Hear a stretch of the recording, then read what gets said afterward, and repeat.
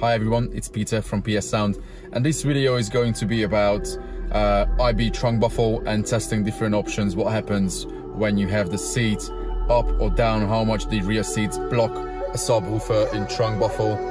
If you haven't seen this build yet, then go to the playlist please and check out the 10-day SQ build. This car was built for my father-in-law half a year ago, and now I had the chance to see him again and spend a bit of time in the car, so I thought, you know, let's do this test. Because yeah, well, I did it back then, but my recording was screwed up a bit and I had no image, only sound, and it would have taken so long to edit any video out of it. So now I thought, you know, let's do it now. I'm gonna RTA the response between different options: trunk open, trunk shut, window down, and all sorts of things. So yeah, check out what happened when I measured the options. Alright, so I quickly introduce what the system is, because some of you may not know the system, but as I mentioned earlier, please check out the description where you will find a link to the playlist of this build. But basically we have the Zepco DSP4 Mark II processor running the system in active, with the three-way front ends from Audible Physics, the RAM 1A, the RAM 2Q in aluminium pods, and the RAM 6A in the factory door location. The sub is the Adair Tempest 15-inch sub in trunk buffle that we're gonna test now. I was streaming ping noise through the inbuilt Bluetooth module, which is very good quality, has surprised many people. And we have Zepco Studio range amplifiers, the ST6X running the three-way front end, and the ST850XM monoblock running the sub at 2 ohm.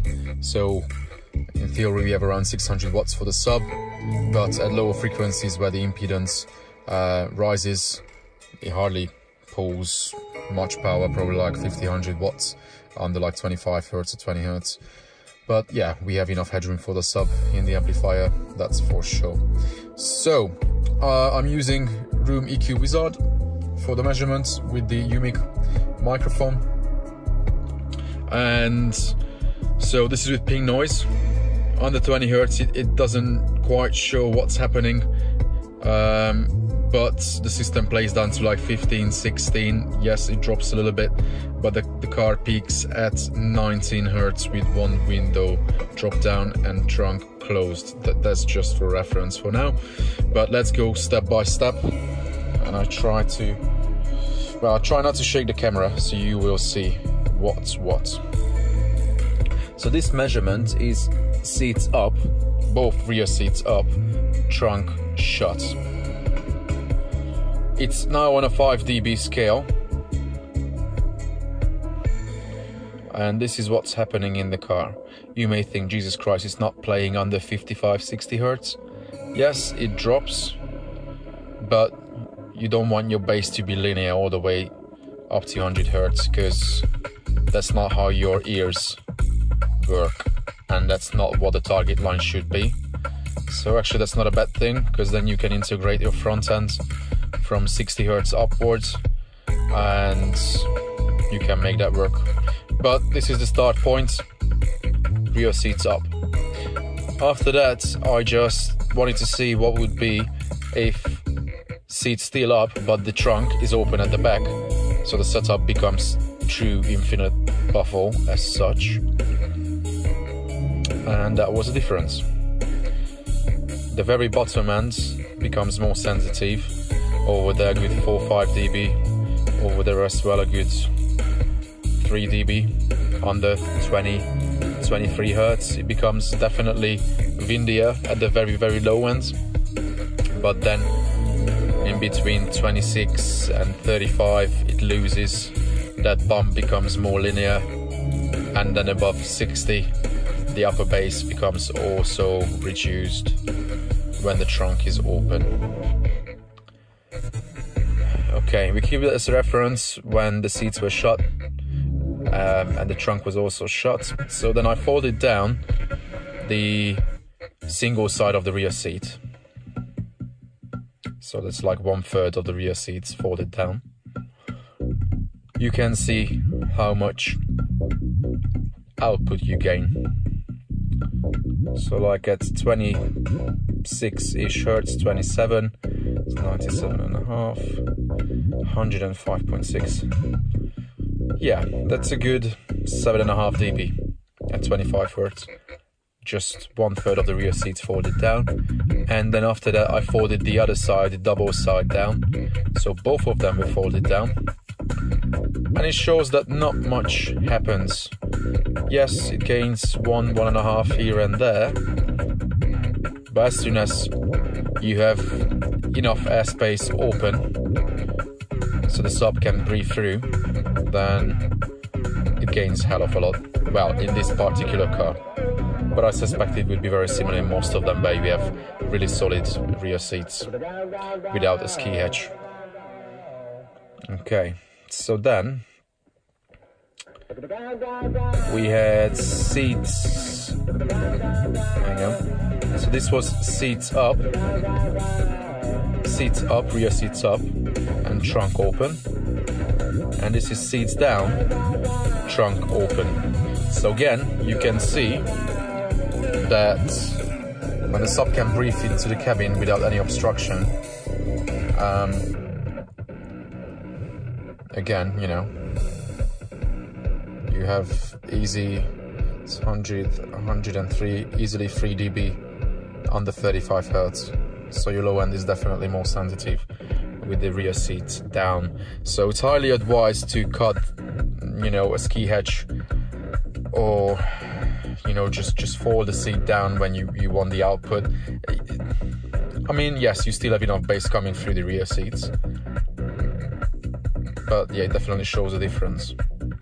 Then I did a measurement with the windows down. So now let's use this as a reference point, which was both seats down and the trunk shut, and then same setup but one window down, the driver's side window down. It doesn't really show much difference really, other than under 23 hertz, and at like 20-21 it becomes more sensitive with a good yeah, good 2.5-3 dB over there. But then with both front windows down, I'll take that one out, there are slightly different peaks here and there. Yeah, I don't have to explain anything anymore. I'm sure you can see it, hopefully with a good enough quality on a big screen.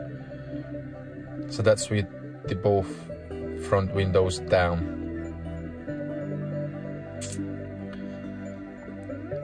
Finally, it doesn't show as much of a gain as much you really experience. I think it has something to do with the fact that once you drop the front windows down, then you feel the wind, the waves escaping from the cabin, and then on higher listening volumes, you know, the lows under 25 hertz become really windy, especially close to 20 hertz.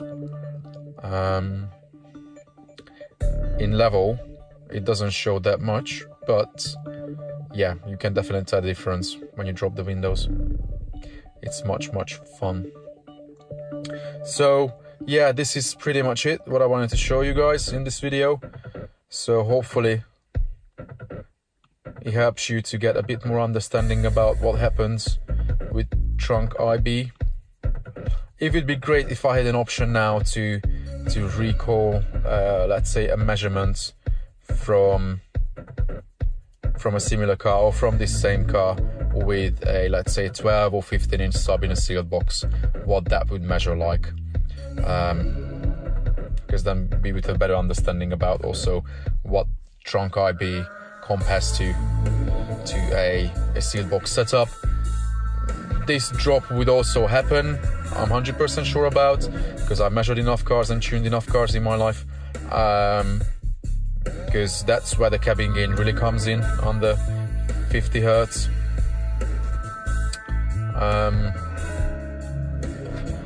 So yeah, that's what you have to work with, and then integrate your front end into a sub setup like this. So you need solid mid bass down to at least 70-60 Hertz, and then you can have a great setup with proper low ends. I hope you like this short video, guys. I know some of you were asking me for long, many times, when the footage would be released from the tests I did in January. Well, I think it was better this way. It was easier for me, for sure.